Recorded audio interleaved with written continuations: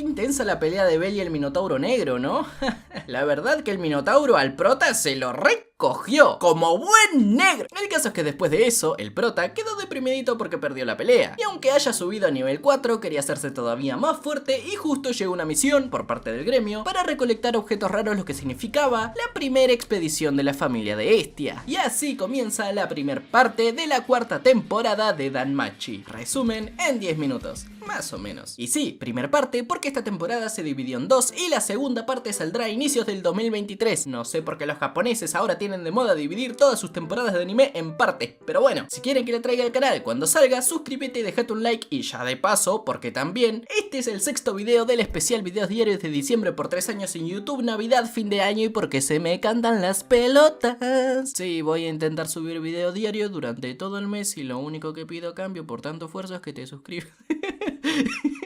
Se volvía re chill de la nada. Que te suscribas, carajo, suscríbete. Después de que a la familia de Hestia haya llegado la misión, estos se pusieron a prepararse. Welfe hacía las nuevas armas y armaduras. El prota se iría a recolectar información sobre los pisos de la mazmorra con Eina, quien finalmente terminó aceptando que está enamorada de él. En el primer video de la primera temporada lo dije, yo creo que está enamorada. No me parece que solo esté siendo amable. Yo lo dije, carajo. Me tomaron por loco. Me tomaron por loco. Lily, como es la única de nivel 1, pasaría de ser un simple apoyo a ser la estratega del grupo dando órdenes. Haruhime aprendería nuevos hechizos con un grimorio y se uniría a la expedición miembros de otras familias como Chigusa y Ouka de la familia de Takemi Kazuchi, Daphne y Cassandra de la familia de Mitch y Aisha de la familia de Hermes. Hasta que llegó el día y Cassandra estaba medio preocupada porque justo tuvo una visión en un sueño con un musgo que consumía todo a su paso. Y aunque haya intentado avisarles, nadie le creyó y fueron igual. Y al principio todo parecía normal. El prota al haber subido de nivel se hizo tan fuerte al punto de que se volvió el pilar del grupo entero, consiguiendo cargarse a muchos monstruos él solo. Llegaron al piso 24 donde se hicieron una base para poder dormir y siguieron bajando hasta el piso de las cascadas gigantes, o sea el 25, las cuales si te caes básicamente te morís, porque esa cascada, esta que ven acá, cae hasta como 3 o 4 pisos más abajo, más o menos. Pero iban tranquilos, siguieron matando monstruos, consiguieron objetos raros, pero de la nada, en eso me encuentro un lagarto gigante. No sé qué me pasa hoy, estoy más tonto de lo normal, pero eso me hace disfrutar más el grabar videos. De la nada se encuentran con este elfo moribundo que estaba escapando de un monstruo musgo rotísimo que parecía ser inteligente, el cual no solo le dio pelea al prota, sino que lo revolvió para todos lados y con un ataque parecido al recurrente de Pokémon donde dispara un montón de semillas con mucha fuerza al punto de que parecen balas, escapó después de que le dio en un hombro a Chigusa infectándolo con una planta parásito que se alimenta de su energía. Y como Cassandra no tenía los conocimientos sanadores suficientes para curarla, pensarían qué hacer, si volver a subir para que la traten a ella y al elfo o si pelear contra el monstruo de musgo.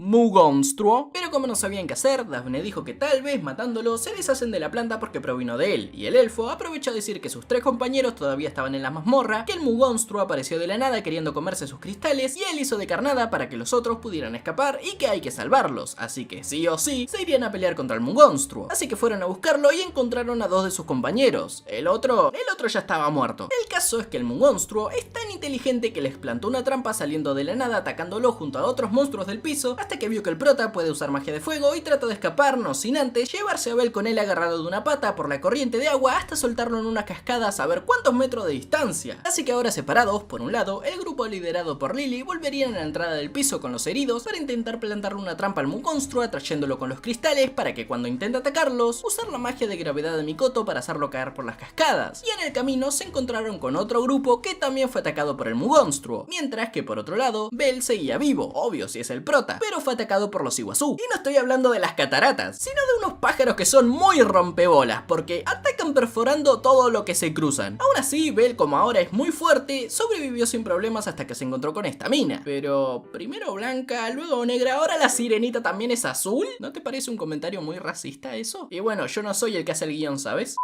Esta sirena con tetas al aire se llama Mari, forma parte de los senos y al enterarse de que Bell es amigo de ellos, lo primero que hizo fue tirársele encima y meterle un dedo en la boca. Esto para que chupe su sangre y curarlo. obvio. Y después de hablar un rato sobre que ella se siente sola porque es la única que no puede caminar o volar como los demás, así que debe quedarse ahí esperando que regresen, Belle le pide si puede llevarlo de nuevo con sus compañeros. Claro, como que le chupó un huevo que ella se sintiera sola, ¿verdad? A lo que esta no quería que este se fuera porque sabía lo del monstruo y lo peligroso que es, por lo que le dice que no, pero después le dice que sí. Lo ayuda a ir con los demás y mientras ellos iban para allá, estos fueron acorralados por el monstruo y otros monstruos más con los que pelearon, terminaron heridos, se les rompieron las armas mágicas, el monstruo se comió los cristales de los monstruos que iban derrotando hasta que evolucionó como un Pokémon haciéndose más grande y más fuerte y más feo todavía, por lo que Haruhime usó su nueva habilidad mágica, la cual le permitiría usar más veces los hechizos que ya conocía. O sea, en vez de usar en una persona sola la subida de nivel, ahora podía usarla en 5 personas. Cada vez más rotísima está esta mina, pero aún así no fue suficiente para enfrentar al monstruo y los demás bichos, por lo que ya parecía que todo estaba perdido. Pero justo aparece Belle usando su hechizo de fuego potenciado, mandando a volar al monstruo para luego ir y plantarle cara en un 1 vs 1, llegando al punto de evitar incluso su recurrente, y después de bañar en daga su fuego, what the fuck, lo dije al revés.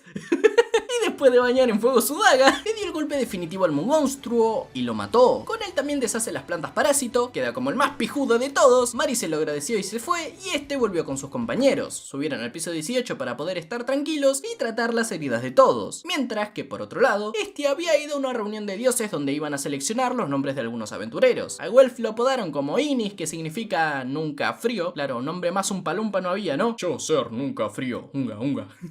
Eso porque es un herrero y trabaja con minerales fundidos, supongo, no sé. Y Abel, pues, hubieron muchas opciones. Freya, después de aceptar ante todos que se interesó en él, dijo que había que llamarlo esposo de Freya. Otros decían omnisexual porque le gustan tanto humanos como monstruos o dioses, pero de entre todos los nombres le quedó Rabbit Foot, o sea, pata de conejo. Esto porque subió muy rápido de nivel y el conejo es visto como un animal rápido que se quiere coger a todas, básicamente.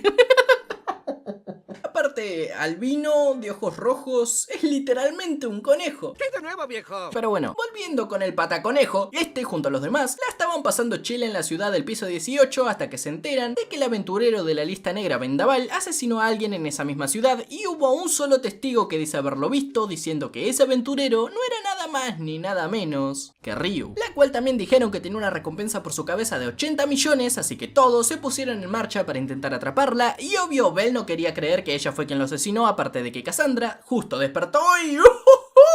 Opa. El tema es que tuvo otra visión en sus sueños, por eso despertó así, ¿no? Por eso. El tema es que en su visión todos los del grupo de nuestro protagonista estaban muertos y parecía que la catástrofe se debía a Ryu. Aún así, todos fueron a buscarla junto a los demás aventureros para intentar hacer algo al respecto y demostrar su inocencia, hasta que llegaron nuevamente al piso de las cascadas, donde Cassandra con miedo no quiso que fuera todo el grupo porque según su visión la catástrofe ocurriría debajo de ese piso. Así que fue solo Belle junto a otros aventureros poco relevantes a buscarla, mientras ellos se quedaban a investigar al grupo del testigo que dice haber visto a Ryu, porque Belle no terminaba de confiar en él. Y no, mirale la cara, tremenda cara de tarado tiene este tipo. Y es que realmente no fue Ryu quien asesinó al tipo, porque Belle se la encuentra en ese piso cuando parecía que iba a matar a un semi-humano manco, pero dice que ella todavía no mató a nadie, que es inocente, que quiere a su abogado y que está ahí porque este tipo se supone que debería estar muerto, porque años atrás, cuando ella estaba en modo vendetta por mi papa, y asesinó a los que mataron a su familia, uno de los que asesinó era este, pero como podemos ver, sobrevivió, y ella cuando estaba en Knossos investigando esa mazmorra junto a la familia de Hermes, casualmente lo vio, lo siguió, y este tipo, al ver que nuevamente quien intentó matarlo años atrás estaba atrás de él de nuevo, decidió culparla por un asesinato que realmente hizo él junto a sus compañeros para terminar atrayéndola, y con una arma mágica domadora de monstruos trajeron 2 monstruos de pisos inferiores que habían en la mazmorra artificial, y sí, 2, uno lo controlaba a él y el otro sus compañeros, los cuales estaban siendo observados por el grupo del prota, aunque tranquilos porque por más fuerte que sea la víbora gigante esta, no fue un problema para ninguno porque se los pudieron matar sin problemas. Pero ese no era el principal objetivo realmente, sino que las serpientes eran una distracción para hacer explotar todo el lugar para así invocar la verdadera catástrofe que Cassandra soñó, la mismísima pesadilla viviente,